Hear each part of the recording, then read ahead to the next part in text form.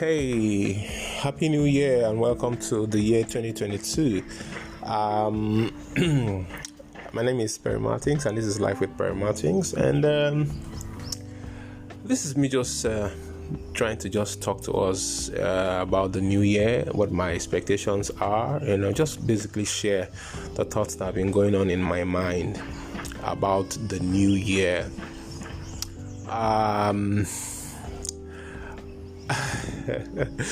Happy New Year. It's the year 2022. If you are in Nigeria, this is the year that the politics begin to kick off. Twitter was just unbanned, so we can now go back to Twitter and do what we do. And at the beginning of the year, people make resolutions and try to organize themselves and plan.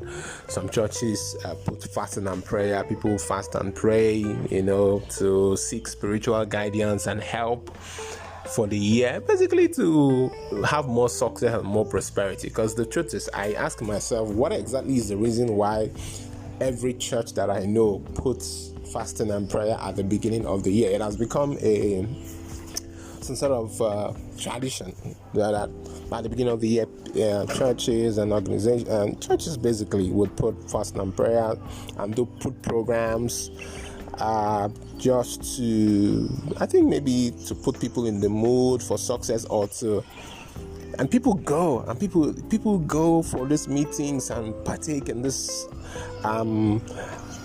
suffering just came out of my mouth. But people partake in the entire fasting and abstaining from food to seek spiritual help or to seek spiritual guidance, and the truth is, most of the times is for success and for wealth. A large chunk of the population is poor, and they are seeking for one form of breakthrough or the other, especially in terms of health, wealth. People want to get married, single people, poor people want to get rich or get prosperous. People want to buy houses, build houses, buy cars. People just want to elevate. So because of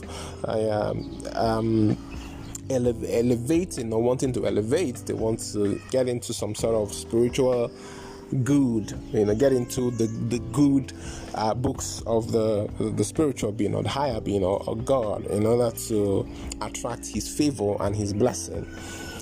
And to be honest, I don't know how much of that is true. I don't know. The reason why I say I don't know how much of that is true is because if I have to sell a product to make money or sell a service to make money, I don't know how much of it is spiritual. You have to create a product or a service and market it to make money, then I don't know how much of that is spiritual. If spirituality gives wealth and prosperity, then it should surely be that I will just ask, the higher being or God, and in the morning, somebody will just bring money to my house and say, oh, God says to give you, or the thing can fall from heaven, or I'll just get an alert in my account and God has given me money. But if people are going to give it to me and they are going to give it to me because I am selling a service or a product, then it is more of the physical than the spiritual. And then I remember that the Bible says that God will bless the works of your hands. So if I were you, I would do what companies do, which is to start the year by planning, putting pen to paper about what they want to achieve, what they want to do. So the majority of what you should be doing at the beginning of the year would be to have a plan that you would execute for the year concerning what your different goals are. You want to, make more millions or more thousands, than you made last year. Is to sit down and say, how do I do that?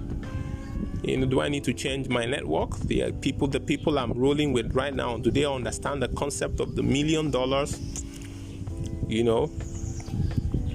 Or do I need to change my strategy? Okay, what did I achieve last year? How did I achieve it? What can I do to do more? Because what happens in Africa most times is that we leave things to chance. We leave things to chance or supernatural. I'll call it supernatural chance, because we are hoping that God will just lead us into a place where we'll just do something and then this money and the wealth will start coming.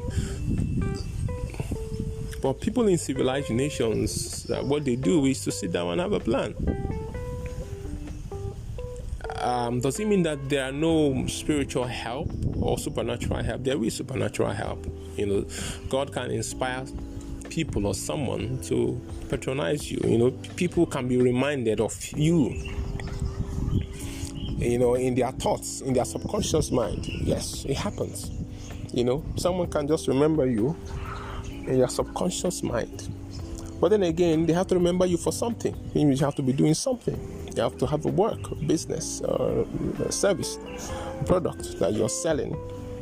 And you have to be one of the best. You have to do your best. So I think that what we should be doing at the beginning of the year is to plan. Have a plan. And put mechanisms in place to execute the plan. Short-term goals, long-term goals, to execute the plan. More of that, because that's what companies and organizations do. That's what people, high net worth people, that's what they do. They put a plan in place. If you think you need some motivation and then you need some motivation, by all means, talk to a motivational person or go get some motivation.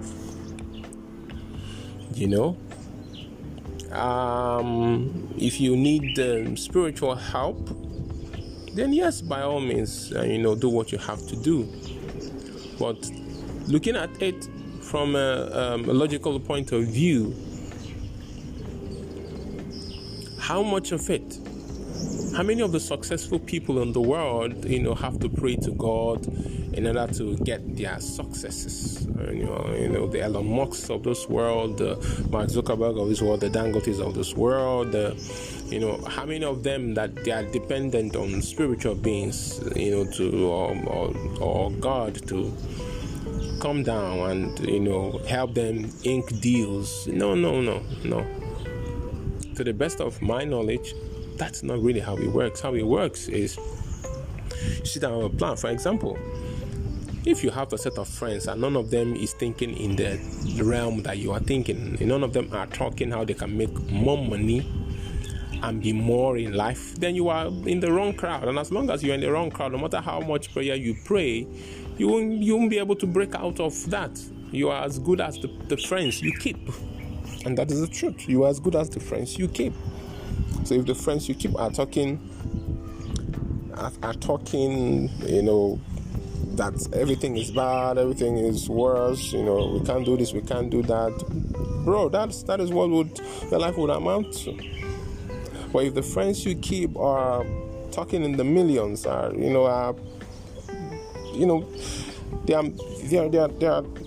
talking serious thing, then that is where your life is going to head to. Because by being within and around them, you are able to know what they know, think the way they think, act the way they act, behave the way they behave, and get the results that they are getting.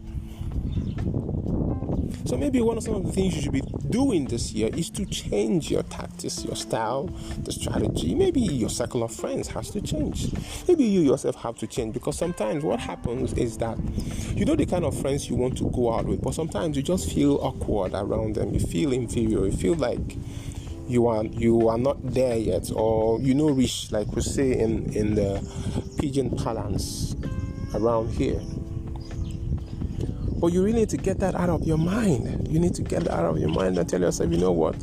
They don't have two heads. They are human beings. They poop, in their toilet. They pee. They get sick. They smell when they have not taken their bath. I mean, they are no angels or supernatural beings. They're just human beings. They might have a little bit of an advantage over you, maybe education or family, or friends, but you too can be, right? So you saddle up, man. Stand up and get it. Do what you have to do. So what I'm saying is, don't spend your entire time in church and in church gatherings trying to so that you will succeed. No. You have to go out and do the work. Improve. You need to get some new skills. Write down some of the skills you want to get in the new year. Want to change, if you have to change your circle of friends, if your circle of friends are not talking, if you want to make more money, if what you want to do is to make more money, and the circle of friends you have are not reasoning at that level, then you are in the wrong company. If you want to have a better education or improve the quality of education you have or the knowledge you have, and the circle of friends you are rolling with do not have that type of inspiration, then you are in the wrong crowd. If you want to have better health, and the circle of friends you have are not talking about how they can have better health, then you are in the wrong crowd. So that is what I'm saying today. What I'm saying is, prayers and fastings don't do anything to improve your quality of life or in terms of wealth or finances. No. It's actually knowledge. What you probably need is knowledge. More knowledge. Because knowledge is liberating. Knowledge liberates you. Knowledge liberates you from who you used to be to who you ought to be. If you acquire new knowledge and apply it, and you acquire knowledge by learning, you can learn from your peers, learn from books, learn from mentors. So those are the things we should be focusing on this year. How can we get out of our normal routine and get into new routines that are wired for champions? And the truth is, if it is in January that you are beginning to make all these changes, you started at the wrong time. Because you're supposed to prepare before you get into the new year, not get into the new year and start preparing. You're already late. Right? And then again, there's nothing, I keep saying, right, that I don't think there's anything special about December and January. I feel they are all the same. Personally, all through the December period, I was learning how to code. I traveled with my family, but I was learning how to code. Because I told myself I want to learn how to code. So I was learning all through. I was improving my programming skills. When people were celebrating, I was improving my programming skills. I was learning how to code. That was what I was doing. So what I'm saying is,